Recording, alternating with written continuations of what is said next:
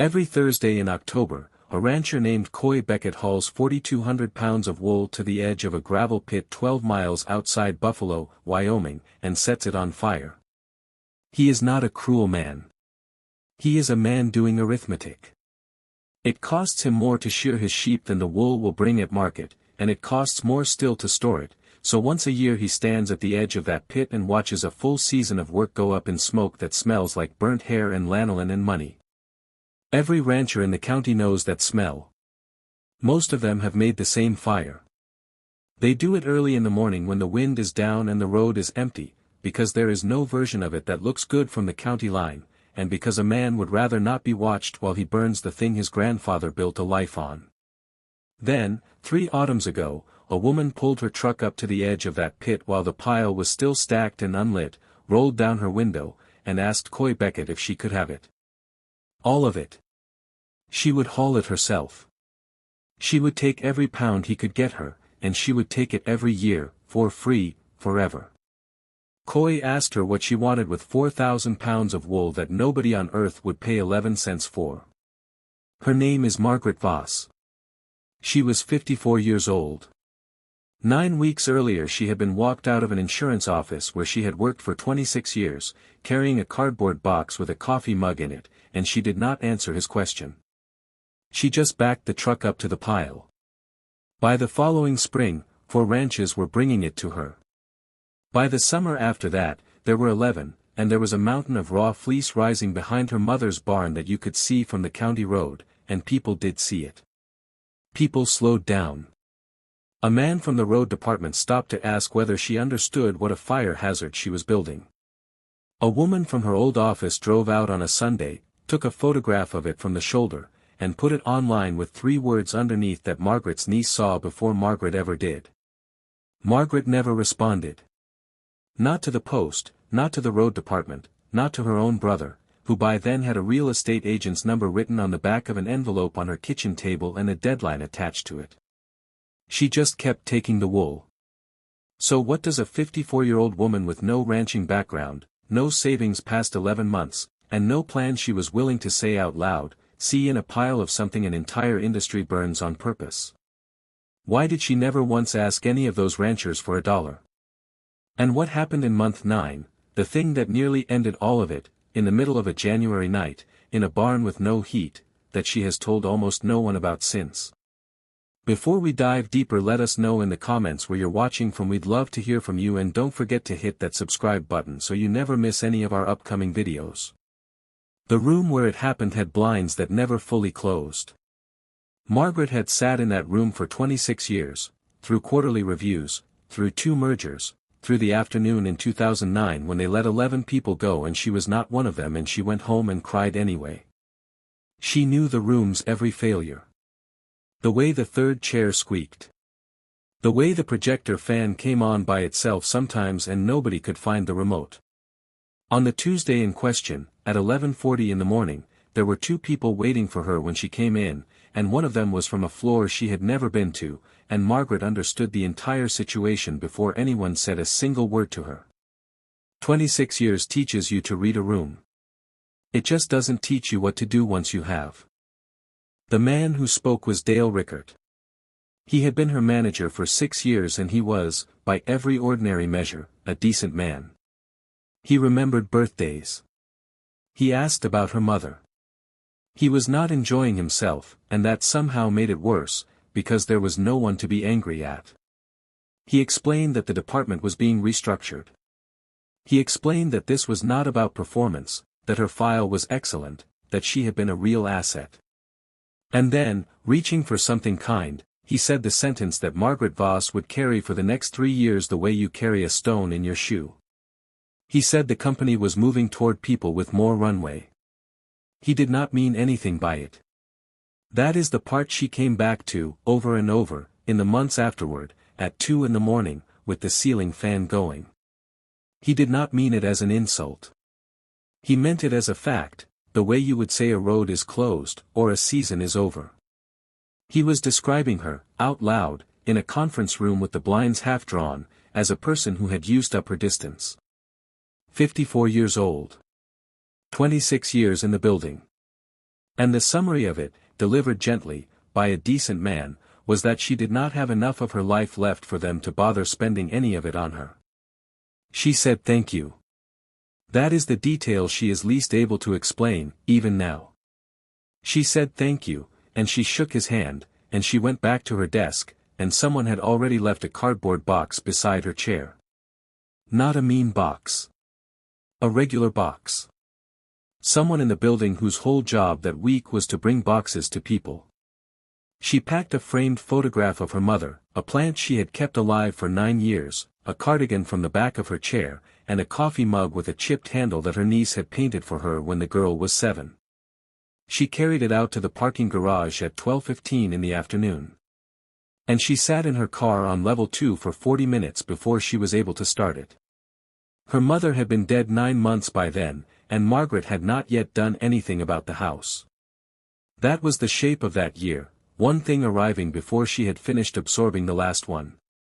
Ada Voss had lived on 14 acres outside Buffalo, Wyoming, in a house her husband built in 1961 and never quite finished, with a barn that was better constructed than the house and a well that ran rust for the first 30 seconds every single morning of Margaret's childhood. Ada had held on to that place through a widowhood that lasted longer than her marriage. She had held on to it through offers, through winters, through a decade in which her daughter came out twice a year and left after 2 days.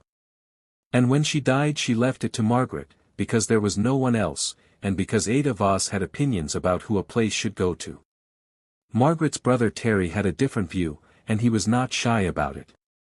Terry lived in Denver. Terry had done the arithmetic before the funeral was over. 14 acres, a structurally sound barn, water rights, and a house that a buyer would knock down inside a month, that was a number, and the number was better than the alternative, which was 2 siblings splitting property taxes on a place neither of them lived in. He was not being cruel either. That was the second thing about that year, nobody in it was being cruel. Terry was being reasonable. Terry was always being reasonable, in the specific way that people are reasonable when the thing they want happens to be the reasonable thing. So Margaret drove out. She had 11 months of severance in an account and a lease in Casper she could break, and she drove out to Buffalo on a Sunday to walk the property with a notebook and be reasonable back at him. That was the plan. She would inventory it, she would agree with Terry, she would sign what needed signing, and she would take her half and figure out what a 54-year-old woman with no runway does with $100,000 and some and 30 years of life left. She got as far as the front hall. And then she opened the cedar chest at the foot of her mother's bed, because she needed to know whether there was anything in it worth keeping, and she found the quilt. It was not a nice quilt. It had never been a nice quilt. It was made entirely from other people's ruined fabric, the sleeves of shirts that had worn through at the elbow, feed sacks, a section of a wedding dress that had been rained on, the good half of a curtain that had faded to nothing on its sun's side. Ada Voss had spent 40 years collecting what other women in that county threw away and stitching it into one enormous, ugly, indestructible thing, and Margaret had grown up under it, and had been embarrassed by it exactly once, at 9 years old, when a friend from school saw it and asked what it was made of. She had gone to her mother that night and asked why she didn't just buy good fabric like everybody else. And Ada, who was not a sentimental woman and did not make speeches, looked up from the machine and said, "Nothing's worthless, Margaret. It's just waiting on somebody with the patience to see what it is." And then she went back to sewing, because to Ada Voss it was not a philosophy.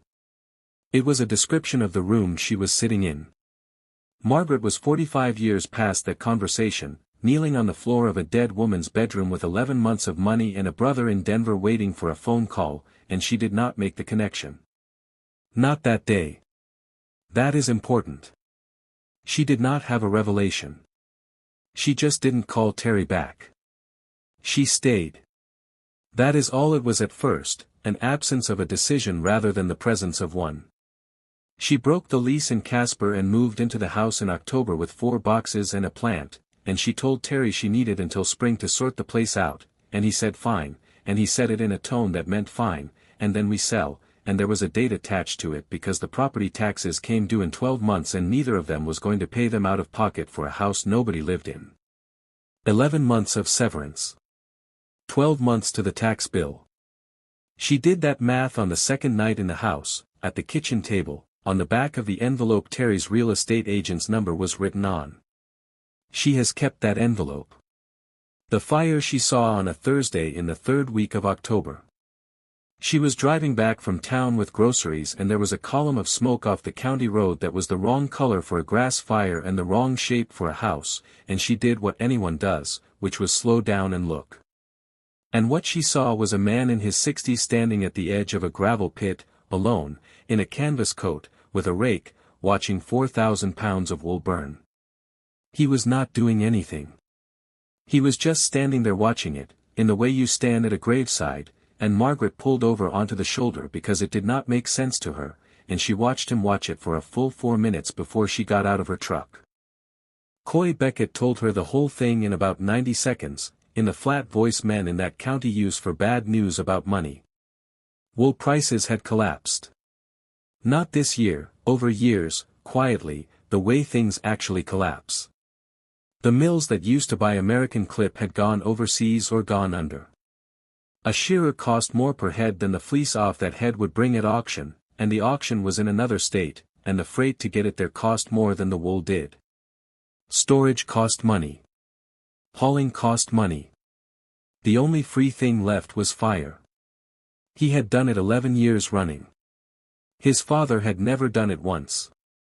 And when Margaret asked him how much wool he thought got burned or buried in the state of Wyoming in a year, Coy Beckett looked at the pit for a second and said he had no idea, and that nobody kept track, because nobody keeps track of what they're ashamed of. She drove home. She put the groceries away. And she did not sleep that night, and it was not because of the fire, it was because of the way he had been standing there. Because she had recognized it. Because a man watching the only thing he had made all year burn because the world had decided it was not worth what it cost to keep, is a man standing in a conference room with the blinds half drawn, being told, kindly, by a decent man, that he does not have enough runway left. She lay in her mother's house under her mother's ugly quilt and stared at the ceiling and she thought, they're not burning it because it's worthless. They're burning it because nobody's found the patience yet. And at 2:30 in the morning she got up and started writing. By December there were 3 ranches bringing it to her and Margaret Voss had become, without intending to, the strangest thing in Johnson County. Word of a woman who would take your unsellable clip for free travels fast, because it is free, and because it solves a problem every one of those men had been quietly humiliated by for a decade. Coy Beckett told 2 people. Those 2 told 4. Nobody asked her many questions, at first, because the arrangement was too good to interrogate, but by the second month the questions started, and the questions all had the same shape, and Margaret would not answer any of them. Everyone assumed yarn. That was the thing. Every single person who saw that pile assumed the same thing, because it is the only thing anyone knows wool is for. Her neighbor assumed yarn. The man from the road department assumed yarn, and told her she'd need 3 times the acreage and a mill she couldn't afford. Terry assumed yarn, on the phone, from Denver, in a voice that had stopped pretending to be patient, and he told her that there were 4,000 women in this country trying to sell hand-spun yarn on the internet and every one of them was losing money at it, and that she was 54 years old and she was going to burn through her severance on a hobby and then they were going to sell the place anyway, in a worse position, with a mountain of rotting fleece on it that would have to be removed. At her expense. And Margaret said, it isn't yarn. And Terry said, then what is it? And she said nothing at all. She has been asked, since, why she wouldn't tell him. She gives 2 answers. The first is the one she gives in interviews, that it was too early, that she didn't know if it would work, that she didn't want to defend a thing she couldn't yet prove. The second answer is the real one and she has only said it once, out loud, and it was this, that if she said it and it didn't work, then Dale Rickert was right. And that as long as she didn't say it, he wasn't right yet. There were 9 months of severance left.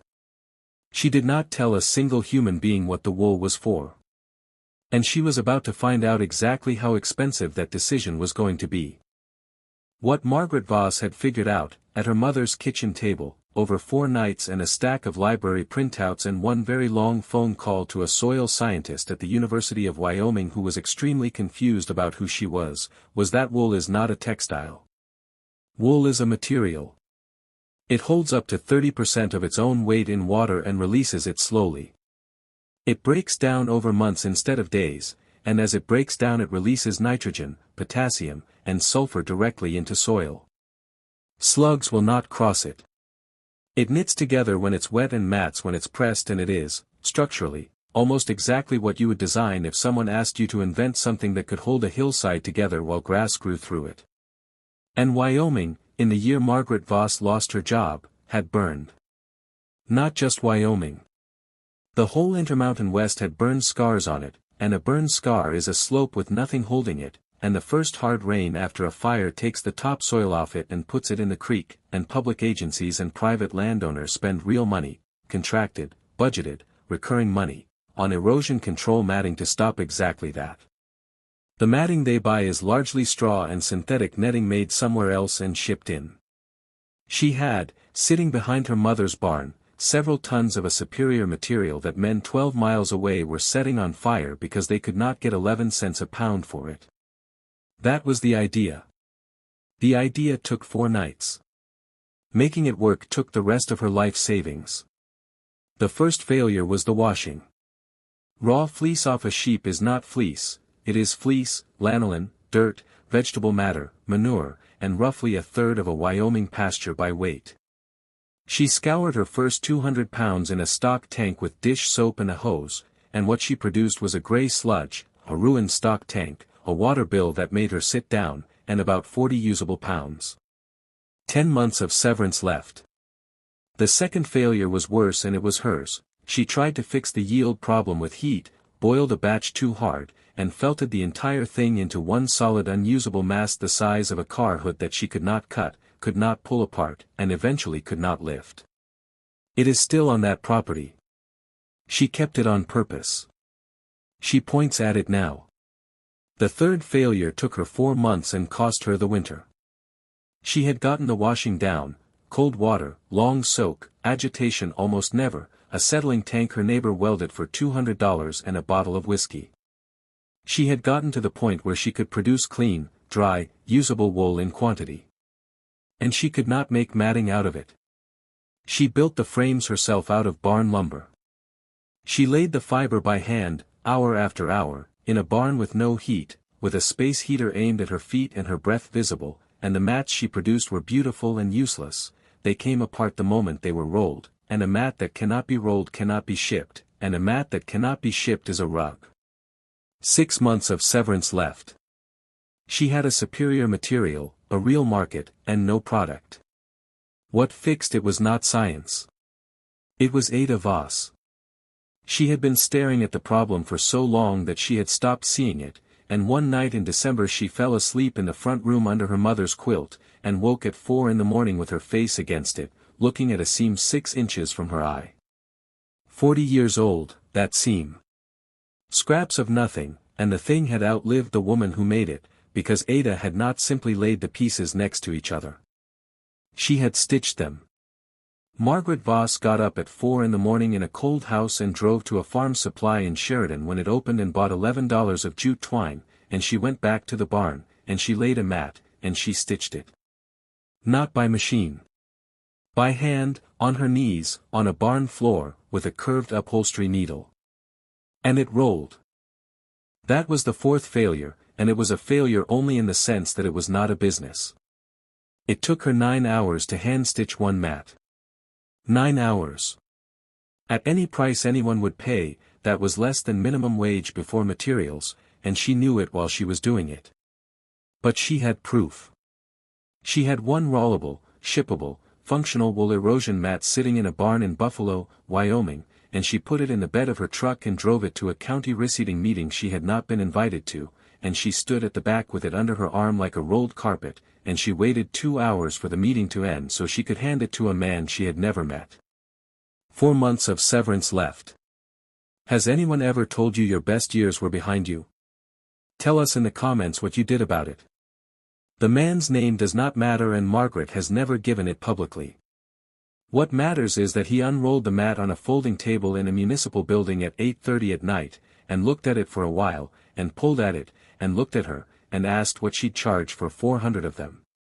And Margaret Voss, who had not told her own brother what she was doing, quoted him a number off the top of her head, and he said okay. Just that. Okay. Delivery in 6 weeks. And she got to her truck and sat in it in the parking lot and put her hands on the wheel and did not move for a long time, because she had just sold 400 of something she could make one of in 9 hours. She solved it, mostly. She had 6 weeks and she used every hour of them. She rigged a stitching jig out of the frame of her mother's old quilting rack and 2 lengths of conduit, which took the 9 hours down to 2. She hired Coy Beckett's nephew for $11 an hour, then a second young man, then a woman from town who turned out to be faster than all 3 of them. She was going to make it.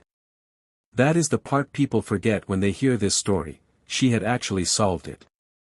She was going to be 4 days early. And then it went to 14 below zero on the 11th of January and stayed there for 3 days, and Margaret Voss had 260 finished mats and 800 pounds of wet, washed, unspun wool sitting in tanks in an unheated barn. It froze. All of it. And frozen wool does not thaw the way water thaws, the fiber ruptures, and what comes out the other side is not wool anymore, it is gray fluff that will not hold together and will not hold soil and will not do anything at all. She went out at 2 in the morning on the 14th with a flashlight because she already knew, and she pulled at a mat that had been curing in the frame and it came apart in her hands like wet paper, and she pulled at another one, and it came apart, and she stood there in the dark in her coat with her breath going and she sat down on the floor of that barn. She had 11 days. She had 2 months of severance. And she called nobody, because there was nobody she had told, because she had made certain of that on purpose, for 9 months, so that a man in Casper could not be right. She said it out loud, sitting on the floor.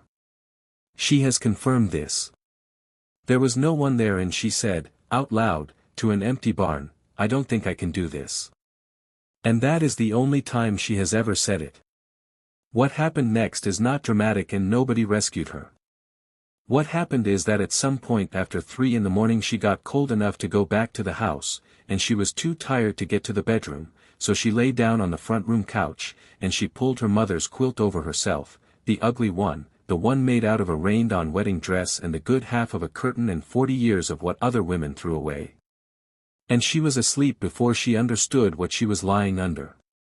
And in the morning she got up, and she went back out to the barn, and she started again. She delivered 311 mats in 11 days instead of 406 weeks, and she called the county and told them the truth about the other 89 before they could find out on their own, and she offered to eat the difference. The man said okay again. Just okay. And here is the thing that Margaret Voss did not understand until much later, and which she now says is the single most important sentence in the whole story: he had never expected 400. Nobody in that county had ever had a supplier call and volunteer a shortfall. He bought again in the spring. He told 2 other counties. And Margaret Voss, 7 weeks from the end of her severance, had a customer that renewed. The pellets were an accident, which is how the good half of most businesses starts. She had waste, short fiber, second cuts, the material too broken to mat, and she had a stack of it in a corner, and she was going to burn it, which she found funny in a way that was not funny at all. Instead she ran it through a rented feed pelletizer to see what would happen, and what happened was that she produced 11 pounds of small gray pellets that smelled like a barn and looked like nothing, and she put them around her mother's tomatoes, and her mother's tomatoes did something that year that they had not done in a decade. Slugs would not cross them. She watered half as often. The nitrogen came out slow, over months, exactly the way the printout said it would. Wool pellets went online in a plain craft bag with her mother's handwriting on the label, because Margaret had found a recipe card in the kitchen drawer and scanned it and used the writing, and that was the entire brand. Gardeners found it. Then a garden club in Colorado found it. Then a woman with a substantial following in the raised bed world found it and did not ask permission and did not tell Margaret, and Margaret woke up one Tuesday with 1,100 orders and no bags. The pellets are the reason the business has margin. The mats are the reason it has a floor. One is a contract that renews with public agencies on a fire scar schedule that is, sadly, not going to get shorter. The other is direct to consumer, at a price per pound that has nothing whatsoever to do with 11 cents. 3 years on, 22 ranches bring their clip to Buffalo, Wyoming. Margaret Voss pays for it now. She insisted on that in the second year, over the objection of several ranchers who pointed out, correctly, that they had been paying to destroy it. She pays because a supply chain built on charity is a supply chain that ends the first time somebody has a better offer, and because Coy Beckett standing at the edge of a gravel pit with a rake was the image that started all of this, and she was not going to build something on a man's shame. There are 14 people on payroll. Terry paid the property taxes that first year without ever being asked and has never once brought it up, and he now handles the freight contracts from Denver. If you've ever sat on a floor at 2 in the morning and thought you were finished, you're not the only one. Say so in the comments. Dale Rickert walked into her operation in the spring of the third year, on a Saturday, because she opens the front of the barn on Saturdays and sells bags off a pallet to whoever drives out. He was buying pellets for his wife's garden. His wife had heard about them from someone in her club. He did not recognize Margaret Voss. That is not a figure of speech and it is not her being generous, he genuinely did not recognize her, because she was in a barn coat with her hair up and her hands filthy, and because she had been, to him, an item on an agenda in a conference room 3 years earlier, and you do not remember the faces of items on agendas. He asked her, making conversation, whether the woman who started this place was around. And Margaret Voss said no, she wasn't in today. And he said his wife had read something about her, that she'd started it in her 50s, after a layoff, which he seemed to find remarkable. And then Dale Rickert, standing in her barn, holding her mother's handwriting in a paper bag, said that it was good to see, because a lot of people that age just assume they've got no runway left. And Margaret Voss said, some do. And she gave him his change, and she thanked him for coming, and she watched him drive back down her road, and he never knew, and he still doesn't, and she has never told him. She did not correct him. That is the whole of it. She let him leave without knowing. The quilt is still on the couch in the front room. It is not in a case and it is not on a wall, people have suggested both. Margaret sleeps under it in the winter and it is coming apart in one corner and she has not fixed it. Her mother collected other women's ruined fabric for 40 years and made one indestructible thing out of it and never once described what she was doing as an idea. She would not have recognized the word. She would have said she was using what was there. The whole of the philosophy Margaret Voss built 14 jobs on was, to the woman who taught it to her, so obvious it did not merit a sentence, and she gave it one anyway, once, to a 9-year-old who was embarrassed by her betting, and then went back to her machine. Nothing's worthless, Margaret. It's just waiting on somebody with the patience to see what it is. Somewhere within 100 miles of where you are sitting right now, there is a pile of something that an entire industry has agreed is finished. There is a man standing at the edge of it with a rake. And there is almost certainly a person who has been told, kindly, by a decent man, in a room with the blinds half drawn, that they do not have enough of their life left to be worth the investment. Most people drive past both. Every so often, somebody slows down. If this story reminded you that the thing everyone else is burning might just be waiting on the right pair of eyes, subscribe, and tell us in the comments about something, or someone, you were told to give up on. Share it with the woman in your life who needs to hear it today. And as always, let us know where in the world you're watching from.